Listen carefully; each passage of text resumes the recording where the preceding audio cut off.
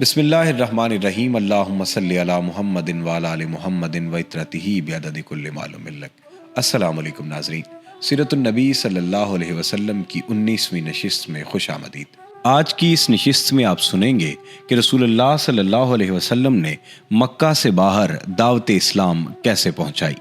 پچھلی نشست میں آپ نے سنا کہ رسول اللہ صلی اللہ علیہ وآلہ وسلم کے صحابہ کرام پر جس طریقے سے مکہ والے ظلم کرتے تھے، خدائے لم یزل آیات میں کھول کھول کر ان کے لیے وعیدیں سناتے تھے۔ اسی طرح ارشاد ہوا کہ کفار نے اپنے پیغمبروں سے کہا کہ ہم تمہیں اپنی زمین سے ضرور نکال دیں گے، یا یہ کہ تم ہماری ملت میں واپس آ جاؤ۔ اس پر ان کے رب نے ان کے پاس وحی بھیجی کہ ہم ظالموں کو یقیناً ہلاک کریں گے۔ یہ وعدہ ہے اس شخص کے لیے جو میرے پاس کھڑے ہونے سے ڈرے اور میری وعید سے ڈرے۔ اس طرح جس وقت فارس و روم میں جنگ کے شعلے بھڑک رہے تھے اور کفار چاہتے تھے کہ فارسی غالب آ جائیں کیونکہ فارسی مشرک تھے، اور مسلمان چاہتے تھے کہ رومی غالب آ جائیں کیونکہ رومی بہرحال اللہ پر، پیغمبروں پر، وحی پر، آسمانی کتابوں پر اور یوم آخرت پر ایمان رکھتے تھے، لیکن غلبہ فارسیوں کو حاصل رہتا تھا۔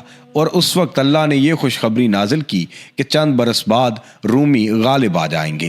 لیکن اسی ایک بشارت پر اکتفا نہ کی، بلکہ اس ضمن میں یہ بشارت بھی نازل فرمائی کہ رومیوں کے غلبے کے وقت اللہ تعالیٰ مومنین کی بھی خاص مدد فرمائے گا جس سے وہ خوش ہو جائیں گے۔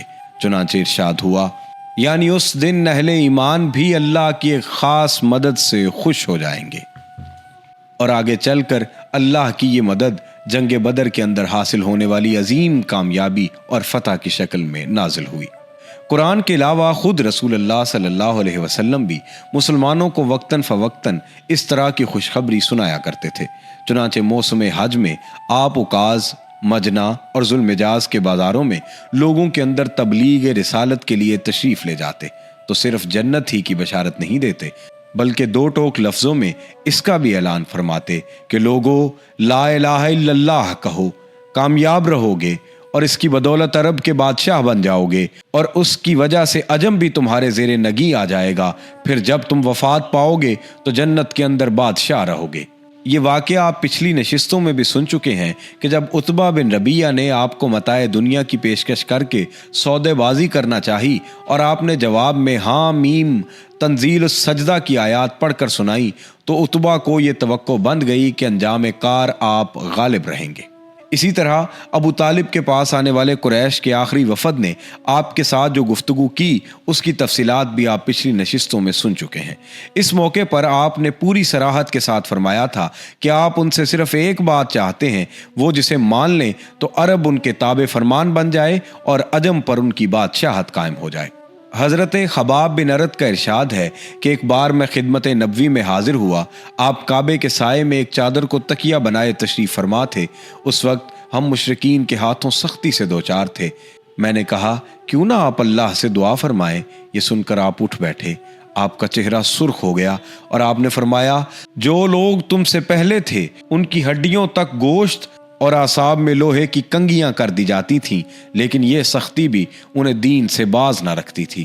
پھر آپ نے فرمایا، اللہ اس امر کو یعنی دین کو مکمل کر کے رہے گا، یہاں تک کہ سوار صنعاء سے حضر موت تک جائے گا، اور اسے اللہ کے سوا کوئی خوف نہ ہوگا، البتہ بکری پر بھیڑیے کا خوف ہوگا۔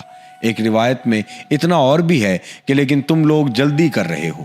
یاد رہے کہ یہ بشارتیں کچھ ڈھکی چھپی نہ تھیں بلکہ معروف و مشہور تھی، اور مسلمانوں ہی کی طرح کفار بھی ان سے واقف تھے۔ چنانچہ جب اسود بن مطلب اور اس کے رفقا صحابہ کرام کو دیکھتے تو تانا زنی کرتے ہوئے آپس میں کہتے کہ لیجئے آپ کے پاس روئے زمین کے بادشاہ آ گئے ہیں، یہ جلد ہی شاہان کیسر و کسریٰ کو مغلوب کر لیں گے، اور اس کے بعد وہ سیٹیاں اور تالیاں بجاتے ہیں، نعوذ باللہ۔ بہرحال صحابہ کرام کے خلاف اس وقت ظلم و ستم اور مصائب و آلام کی جو ہماگیر طوفان برپا تھا، اس کی حیثیت حصول جنت کی ان یقینی امیدوں اور تابناک پروقار مستقبل کی ان بشارتوں کے مقابل اس بادل سے زیادہ نہ تھا جو ہوا کے ایک ہی جھٹکے سے بکھر کر تحلیل ہو جاتا ہے۔ علاوہ ازیں رسول اللہ صلی اللہ علیہ وسلم اہل ایمان کو ایمانی مرغوبات کے ذریعے مسلسل روحانی غذا فراہم کرتے رہتے تھے۔ تعلیم کتاب و حکمت کے ذریعے ان کے نفوس کا تزکیہ فرماتے رہتے تھے، نہایت رفیق اور گہری تربیت دے رہے تھے، اور روح کی بلندی، قلب کی صفائی، اخلاق کی پاکیزگی، مادیات کے غلبے سے آزادی، شہوات کی مقادمت اور رب السماوات والارض کی کشش کے مقامات کی جانب ان کے نفوس قدسیہ کی ہدی خوانی فرما رہے تھے۔ آپ ان کے دلوں کی بھی بجھتی ہوئی چنگاری کو بھڑکتے ہوئے شعلوں میں تبدیل کر دیتے تھے اور انہیں تاریکیوں سے نکال کر راز ہدایت میں پہنچا رہے تھے، انہیں اذیتوں پر صبر کی تلقین فرما رہے تھے اور شریفانہ درگزر اور ضبط نفس کی ہدایت دیتے تھے۔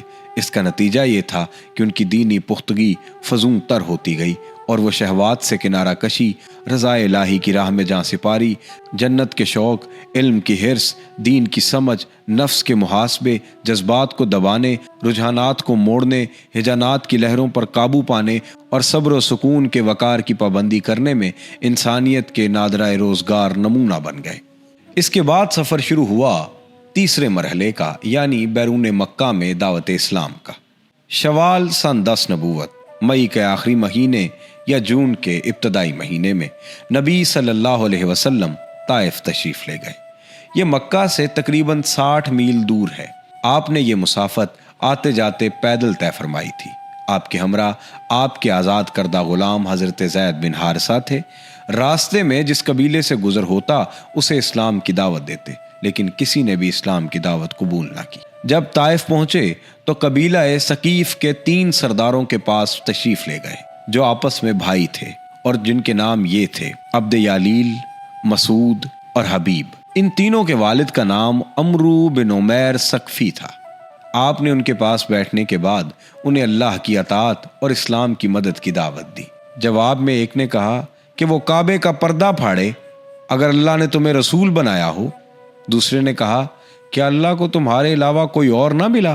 نعوذ باللہ۔ تیسرے نے کہا میں تم سے ہرگز بات نہیں کروں گا، اگر تم واقعی پیغمبر ہو تو تمہاری بات رد کرنا میرے لیے انتہائی خطرناک ہے، اور اگر تم نے اللہ پر جھوٹ گھڑ رکھا ہے تو پھر مجھے تم سے بات کرنی ہی نہیں چاہیے۔ یہ جواب سن کر آپ وہاں سے اٹھ کھڑے ہوئے اور صرف اتنا فرمایا: تم لوگوں نے جو کچھ کیا بہرحال اسے پس پردہ ہی رکھنا۔ رسول اللہ صلی اللہ علیہ وسلم نے طائف میں 10 دن قیام فرمایا۔ اس دوران آپ ان کے ایک ایک سردار کے پاس تشریف لے گئے اور ہر ایک سے گفتگو کی، لیکن سب کا ایک ہی جواب تھا کہ تم ہمارے شہر سے نکل جاؤ، بلکہ انہوں نے اپنے اوباشوں کو شہ دے دی۔ چنانچہ جب آپ نے واپسی کا قصد فرمایا تو یہ اوباش گالیاں دیتے، تالیاں پیٹتے اور شور مچاتے آپ کے پیچھے لگ گئے، نعوذ باللہ۔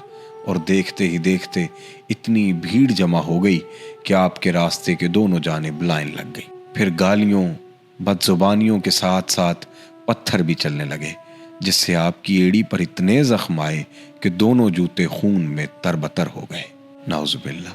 ادھر حضرت زید بن حارثہ ڈھال بن کر چلتے ہوئے پتھروں کو روک رہے تھے، جس سے ان کے سر میں کئی جگہ چوٹ آئی۔ بدماشوں نے یہ سلسلہ برابر جاری رکھا، یہاں تک کہ آپ کو عتبہ اور شیبہ ابنائے ربیہ کے ایک باغ میں پناہ لینے پر مجبور کر دیا۔ یہ باغ طائف سے 3 میل کے فاصلے پر واقع تھا۔ جب آپ نے یہاں پناہ لی تو بھیڑ واپس چلی گئی اور آپ ایک دیوار کے ساتھ ٹیک لگا کر انگور کی ایک بیل کے سائے میں بیٹھ گئے۔ قدر اطمینان ہوا تو دعا فرمائی، جو دعائے مستعزین کے نام سے مشہور ہے۔ اس دعا کے ایک ایک فقرے سے اندازہ کیا جا سکتا ہے کہ طائف میں اس بدسلوکی سے دوچار ہونے کے بعد اور کسی ایک بھی شخص کے ایمان نہ لانے کی وجہ سے آپ کس قدر دل فگار تھے، اور آپ کے احساسات پر حزن و علم، غم و فسوں کا کس قدر غلبہ تھا۔ چنانچہ آپ نے دعا فرمائی: بار الہا، میں تجھ ہی سے اپنی کمزوری اور بے بسی اور لوگوں کے نزدیک اپنی بے قدری کا شکوہ کرتا ہوں۔ یا ارحم الراحمین، تو کمزوروں کا رب ہے، تو ہی میرا رب ہے۔ تو مجھے کس کے حوالے کر رہا ہے؟ کیا کسی بیگانے کے جو میرے ساتھ تندی سے پیش آئے، یا کسی دشمن کے جس کو تو نے میرے معاملے کا مالک بنا دیا ہے؟ اگر مجھ پر تیرا غضب نہیں ہے تو مجھے کوئی پرواہ نہیں، لیکن تیری عافیت میرے لیے زیادہ کشادہ ہے۔ میں تیرے چہرے کے اس نور کی پناہ چاہتا ہوں جس سے تاریکیاں روشن ہو گئیں اور جس سے دنیا و آخرت کے معاملات درست ہو گئے۔ کہ تو مجھ پر اپنا غضب نازل کرے یا تیرا عطاب مجھ پر وارد ہو، تیری ہی رضا مطلوب ہے، یہاں تک کہ تو خوش ہو جائے، اور تیرے بغیر کوئی زور اور طاقت نہیں۔ ادھر آپ کو ابنائے ربیہ نے اس حالت زار میں دیکھا تو ان کے جذبہ قرابت میں حرکت پیدا ہوئی، اور انہوں نے اپنے ایک عیسائی غلام جس کا نام اداس تھا بلا کر کہا کہ اس انگور کا ایک گچھا لو اور اس شخص کو دے آؤ۔ جب اس نے انگور آپ صلی اللہ علیہ وسلم کی خدمت میں پیش کیا تو آپ نے بسم اللہ کہہ کر ہاتھ بڑھایا اور کھانا شروع کیا۔ اداس نے کہا، یہ جملہ تو اس علاقے کے لوگ نہیں بولتے۔ رسول اللہ صلی اللہ علیہ وسلم نے فرمایا، تم کہاں کے رہنے والے ہو اور تمہارا دین کیا ہے؟ اس نے کہا، میں عیسائی ہوں اور نینوا کا باشندہ ہوں۔ رسول اللہ صلی اللہ علیہ وسلم نے فرمایا، اچھا تم مرد صالح یونس بن متی کی بستی کے رہنے والے ہو؟ اس نے کہا، آپ یونس بن متی کو کیسے جانتے ہیں؟ رسول اللہ صلی اللہ علیہ وسلم نے فرمایا، وہ میرے بھائی تھے، وہ نبی تھے اور میں بھی نبی ہوں۔ یہ سن کر اداس رسول اللہ صلی اللہ علیہ وسلم پر جھک پڑا اور آپ کے سر اور پاؤں کو بوسہ دیا۔ یہ دیکھ کر ربیہ کے دونوں بیٹوں نے آپس میں کہا، لو اب اس شخص نے ہمارے غلام کو بھی بگاڑ دیا، نعوذ باللہ۔ اس کے بعد جب اداس واپس گیا تو دونوں نے اس سے کہا، اجی یہ کیا معاملہ تھا؟ اس نے کہا، میرے آقا، روئے زمین پر اس شخص سے بہتر کوئی اور نہیں۔ اس نے مجھے ایک ایسی بات بتائی جسے نبی کے سوا کوئی نہیں جانتا۔ ان دونوں نے کہا، دیکھو اداس، کہیں یہ شخص تمہیں تمہارے دین سے پھیر نہ دے، کیونکہ تمہارا دین اس کے دین سے بہتر ہے۔ قدرے ٹھہر کر رسول اللہ صلی اللہ علیہ وسلم باغ سے نکلے تو مکے کی راہ پر چل پڑے۔ غم و علم کی شدت سے طبیعت نڈھال اور دل پاش پاش تھا۔ غزن منازل پہنچے تو اللہ تعالیٰ کے حکم سے حضرت جبریل تشریف لائے۔ ان کے ساتھ پہاڑوں کا ایک فرشتہ بھی تھا۔ وہ آپ سے یہ گزارش کرنے آیا تھا کہ آپ حکم دیں وہ اہل مکہ کو 2 پہاڑوں کے درمیان پیس ڈالے۔ اس واقعے کی مزید تفصیل حضرت عائشہ سے مروی ہے کہ ان کا بیان ہے کہ انہوں نے ایک روز رسول اللہ صلی اللہ علیہ وسلم سے دریافت کیا کہ کیا آپ پر کوئی ایسا دن بھی آیا جو احد کے دن سے زیادہ سنگین رہا ہو؟ آپ نے فرمایا، ہاں، تمہاری قوم سے مجھے جن جن مصائب کا سامنا کرنا پڑا ان میں سے سب سے سنگین مصیبت وہ تھی جس سے میں گھاٹی کے دن دوچار ہوا، جب میں نے اپنے آپ کو عبد یلیل یا عبد کلال کے صاحبزادے پر پیش کیا مگر اس نے میری بات منظور نہ کی تو میں غم و علم سے نڈھال اپنے رخ پر چل پڑا اور مجھے قزن صالب پہنچ کر ہی افاقہ ہوا۔ وہاں میں نے سر اٹھایا تو کیا دیکھتا ہوں کہ بادل کا ایک ٹکڑا مجھ پر سایہ فگن ہے۔ میں نے بغور دیکھا تو اس میں حضرت جبریل علیہ السلام تھے۔ انہوں نے مجھے پکار کر کہا، آپ کی قوم نے آپ سے جو بات کہی ہے اللہ نے اسے سن لیا ہے۔ اب اس نے آپ کے پاس پہاڑوں کا فرشتہ بھیجا ہے تاکہ آپ ان کے بارے میں اسے جو حکم چاہیں دیں۔ اس کے بعد پہاڑوں کے فرشتے نے مجھے آواز دی اور سلام کرنے کے بعد کہا، اے محمد صلی اللہ علیہ وسلم، بات یہی ہے، اب آپ جو چاہیں، اگر چاہیں کہ میں انہیں 2 پہاڑوں کے درمیان کچل دوں تو ایسا ہی ہوگا۔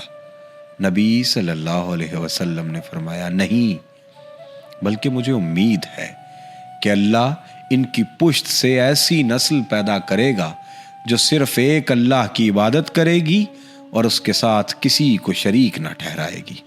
رسول اللہ صلی اللہ علیہ وسلم کے اس جواب میں آپ کی یگانہ روزگار شخصیت اور ناقابل ادراک گہرائی رکھنے والے اخلاق عظیمہ کے جلوے دیکھے جا سکتے ہیں۔ بہرحال اب 7 آسمانوں کے اوپر سے آنے والی اس غیبی مدد کی وجہ سے آپ کا دل مطمئن ہو گیا اور غم و علم کے بادل چھٹ گئے۔